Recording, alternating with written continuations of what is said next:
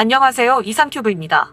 방위사업청과 국방과학연구소가 원자력 추진 무인 잠수모함을 미래 신개념 무기체계로 제안했습니다. 정부기관이 민감한 주제인 핵을 미래 잠수함에 활용하자고 제안한 것입니다. 하지만 논란이 일자 국가연은 자료를 내고 신개념 잠수함의 동력원은 확정된 바 없다고 물러서는 소동이 벌어졌습니다. 국가연은 20일 오전 방사청과 공동 발간한 미래도전 국방기술이 제안하는 무기체계 소요 영감을 누리집에 공개했습니다. 영감에는 미래도전 국방기술이 제안하는 신개념 무기체계 14번째 항목에 원자력 추진 무인 잠수모함의 내용을 실고 있습니다. 영감에 실려있는 원자력 추진 잠수모함의 내용은 전홍축우라늄 장주기 운전 차세대 원자력 시스템 기술을 활용하고 고유 안전성을 가진 차세대 원자로 개념을 도입하여 무인 운전을 수행하는 잠수모함으로 규정됐습니다. 잠수모함은 잠수함 승무원에 대한 휴양과 숙박 및 치료를 제공할 뿐만 아니라 잠수함 작전을 지휘하는 기함 역할을 수행하는 잠수함 지원함입니다. 국가연은 드론의 에너지를 따로 공급할 수 있는 원자로를 탑재하면 각종 무인 무기체계와 연계할 수 있으며 고주파 진동 유발 회전기기만을 사용한 저소음 스텔스 운행이 가능하다고 설명했습니다. 그러면서 대잠 작전이나 기뢰 작전에 투입돼 적 잠수함이나 수상함을 신속히 타격할 수 있는 어뢰 발사와 기뢰 부설 임무는 물론 특정 해역 감시 정찰 임무를 수행할 수 있다고 덧붙였습니다.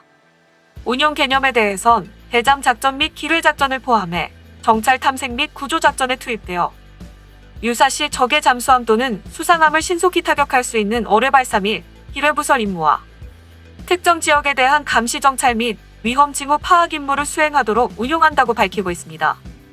무인 시스템이긴 하지만 현재 해군에서 운용하는 통상적인 유인 잠수함의 임무는 모두 수행할 수 있는 능력을 갖춘 것입니다.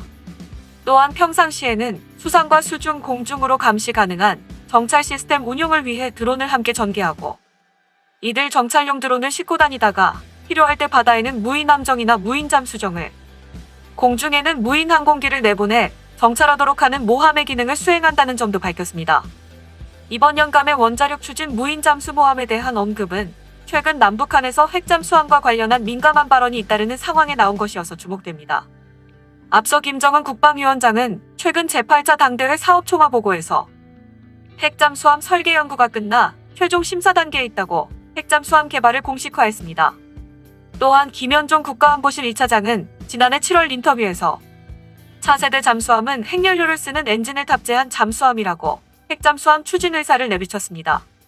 남세규 국가연 소장은 이번 연감 발간에 대해 보도자료를 내며 해당 사업에 포함된 기술들이 적용된 미래의 첨단 무기 체계를 수립하는 데 필요한 방향을 제공할 것이라며 미래 전장의 혁신적 변화를 상상해 볼 수 있는 마중물 역할을 담당하길 바란다고 밝혔습니다. 이번 연감 발간은 정부가 핵잠수함 추진 쪽에 한 발 더 무게를 실은 것으로 해석할 수 있습니다. 그러나 연감의 이런 내용이 핵잠수함 개발 추진과 연계의 논란을 빚자 국가연은 이날 오후 자료를 내고 원자력 추진 무인 잠수모함은 발간된 책자에 기재된 장주기 다목적 무인 잠수정을 오기한 것이라고 해명했습니다. 누리집에도 원자력 추진 무인 잠수모함을 삭제하고 장주기 다목적 무인 잠수정으로 대체한 새 연감을 다시 올렸습니다. 국가연 관계자는 최종 승인된 연감이 아니라 중간 검토 단계에서 작성된 연감이 누리집에 잘못 올라가 오해가 생겼다며 원자력은 장주기 다목적 무인 잠수정 동력원의 후보 중 하나이며 아직 결정된 건 없다고 말했습니다. 이 무인 잠수정의 길이는 30m이며 높이는 3m로 최대 속력은 시속 60km 이상이며 수십 1,000m까지 운항할 수 있도록 하는 것을 목표로 하고 있습니다. 북한이 핵잠수함 건조 계획을 공식화한 가운데 아직 연구 단계이긴 하지만 우리도 원자력 추진 잠수함을 넘어 이를 무인으로 운용하는 방안까지 염두에 두고 있어 실제 개발까지 이루어질지 기대가 되고 있습니다. 이 밖에 연감은 2018년부터 추진해온 미래도전 국방기술 사업에서 발굴한 초소형 사위성군의 설계 및 제작, 운용 능력 확보 등 17개 기술 과제를 소개하고 이들 기술 등을 적용한 통합감시 정찰 체계와 인공지능 기반 다기능 레이더 등 21개 신개념 무기체계를 소개하고 있습니다. 국방과학연구소가 내놓은 신개념 무기체계 중 몇 가지를 더 소개해드리면 드론으로 잠수함을 탐지할 수 있는 수중물체 탐지체계도 앞으로 개발될 무기체계입니다. 수중물체 탐지체계의 개요는 자기 임피던스 효과를 응용한 자기 센서를 정밀 배열한 고해상도 금속 탐지기가 탑재된 수직 이착륙 드론을 활용하여 원거리에서 금속류의 수중 폭발물 및 수중 작전 중인 잠수함 등 수중 물체를 탐지하는 대잠 작전을 수행하는 체계라고 나와 있습니다. 운용 개념을 보면 수중 물체 탐지 체계는 자기 센서를 활용하여 만들어진 금속 탐지기를 드론 기체에 탑재하여 전시에는 선체 고정형 음탐기와 함께 적 잠수함을 탐지하고 식별해내는 대잠 작전과 사이드 스캔 음탐기와 함께 기뢰를 탐지하는 기뢰 대항 작전에 투입되고 평상시에는 탐색 및 구조 작전에 투입되어 수중 물체를 탐색하기 위해 운용됩니다. 또한 드론의 채공 시간을 고려하여 수중 물체 탐지 체계는 함정 및 해상 작전 헬기에 실어서 작전 지역으로 이동하고 다른 음향 탐지기가 탐지하기 어려운 영역을 설정하여 해당 영역에 대한 탐지 및 식별 임무를 수행한다라고 나와 있습니다. 정확하게 수중 몇백 미터의 잠수함까지 탐지할 수 있는지에 대해서는 나와 있지 않지만 수중에 있는 잠수함을 드론으로 탐지하려는 기술을 개발하려는 것 같습니다. 다음으로는 피탐지성이 최소화된 미래 함정 탑재용 다중임무 복합 센서 시스템입니다. 이 시스템의 체계 개요는 공통 개구면의 복합 센서 시스템이 통합되어 다중 복합 임무의 수행이 가능한 센서이며 전자전 및 통신 안테나를 포함하는 복합 센서 시스템으로서 메타 물질을 활용하여 기존 시스템의 한계를 극복하는 체계로 개발이 완료되면 미래의 함정 플랫폼에 탑재될 예정이라고 나와 있습니다. 운영 개념에는 단일 공통 개구면 안테나를 활용하여 통합된 복합 센서 기반의 레이더 시스템과 통신 및 전자 전용 안테나를 통해 효율적인 임무 관리 및 아군 무기 체계의 생존성 극대화가 필수적인 미래의 함정들에 탑재되어 대공 대함 작전에서 위협 탐지 및 추적 임무를 수행한다고 합니다. 또한 미래 함정에 탑재될 것으로 예상되는 다기능 통합 마스트의 기능별 안테나를 통합하여 작전 상황별 임무에 적합한 센서를 작동하여 정보 획득을 하도록 운용된다라고 나와 있습니다. 내용이 어려워 정확하게 이해하기는 힘들지만 메타물질 기반의 다기능 단일 안테나를 소형화시켜 미래의 함정 플랫폼에 탑재시킬 예정인 것으로 보입니다.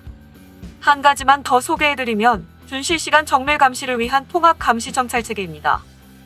개요는 적외도 초소형 위성군을 활용하여 핵심 탐지 지역에 대한 상시 준실시간 감시를 수행하고 주요 표적의 이상 징후가 포착되었을 경우 고해상 중형 감시 정찰 위성과의 연계를 통해 표적 정밀 관측이 가능한 무기체계 개발이라고 적혀 있습니다. 이 체계를 위해 개발할 기술들은 초소형 사위성군 설계 및 제작을 통한 운영 능력 확보와 레이더 소형 경량화를 위한 광집적 기반의 송수신 기술 개발, 그리고 딥러닝 기반의 초소형 사위성 형상의 특정 물체 인식 기법과 20W급 W밴드 고출력 증폭기 및 송수신기 개발입니다. 이 시스템이 개발되면 특정 지역에서 이상 징후 발생 시 해당 지역에 대한 정밀 감시 임무를 수행하기 위해 상세 표적을 집중적으로 식별하여 타 체계와 정찰 정보를 공유함과 동시에 지상국에 관련 정보를 전달하고 지상국은 표적의 활동을 실시간으로 감시하는 지상 명령을 생성 및 전달하여 해당 표적에 대한 지속적 추적을 수행하는 감시 정찰 체계로서 운용한다라고 나와 있습니다.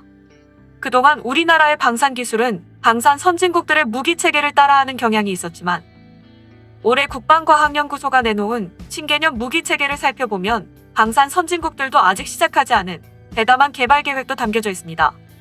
이 신개념 무기 체계가 모두 개발될지는 모르지만 이런 신개념 무기 체계가 사장되지 않도록 국가 차원의 지원과 자율성을 보장해줘야 한다고 생각합니다. 이상 마치겠습니다. 시청해주셔서 고맙습니다. 이상큐브였습니다.